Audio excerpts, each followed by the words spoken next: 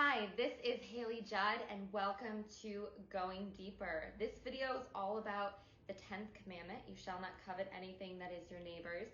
So if you have not watched Greed and Envy, the 10th commandment, you'll want to do that now. But if you have, we're going to dive a little deeper into this topic now.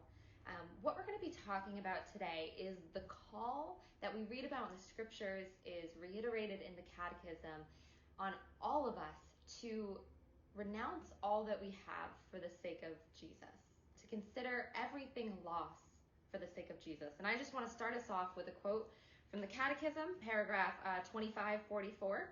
And it says, Jesus enjoins his disciples to prefer him to everything and everyone, and bids them renounce all that they have for his sake and for that of the gospel.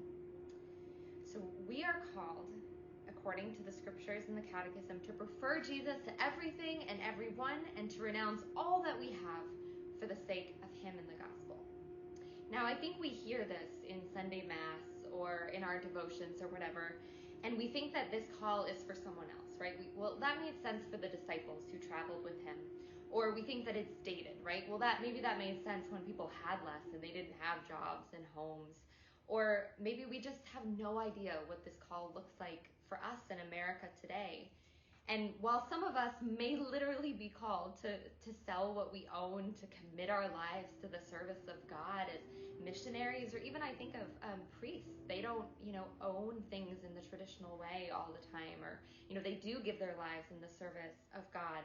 Most of us probably aren't called to that, but we still have this call.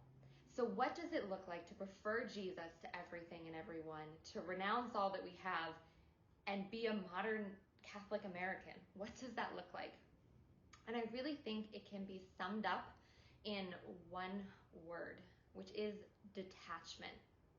As we talked about in the first video, the 10th commandment is really all about what's going on in your heart. And detachment is not something anyone else will ever be able to judge because it's in your heart. You're the only one who knows. But the way that we prefer Jesus to everything and to everyone is by having a detachment. So I want to start by talking about our possessions. And this is a question only you can answer, but how loosely do you hold your possessions? Do you have a healthy detachment? I know this is something I struggle with.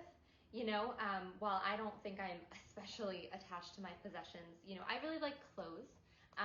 And I think if my home was destroyed and I lost all of my clothing, I would be bummed. I've spent years picking special pieces and building it up, and that would be really upsetting. Or, jewelry. I have a lot of my mom's hand-me-down jewelry that means a lot to me.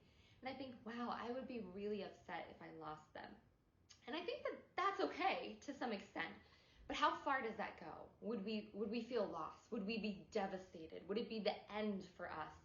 If so, we need to work on our level of detachment from our things. To some level, we need to know that we would be okay, grounded, hopeful, even joyful if all that we had was lost. And I do think we see beautiful examples of this in places where there are natural disasters and people do lose everything, and yet they cling to what's important. So take some time and ponder. How detached are you from your possessions? Or are there maybe some possessions you need to detach from a little further? Maybe by giving some away. From there, we want to transition and talk about people, because we are also called to have a healthy detachment from people. And I think that this one can be a little bit harder for us. When we hear things in the scriptures like Jesus say, everyone who does not hate their father and mother cannot follow me. We think, what? What is that truly about? And obviously Jesus is not calling us to hate. That was not what he taught. He's calling us to detachment, that these people do not come above Jesus in our life. But this is really hard.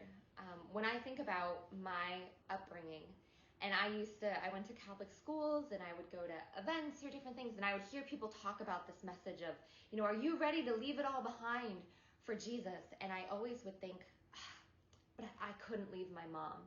My mom was my best friend.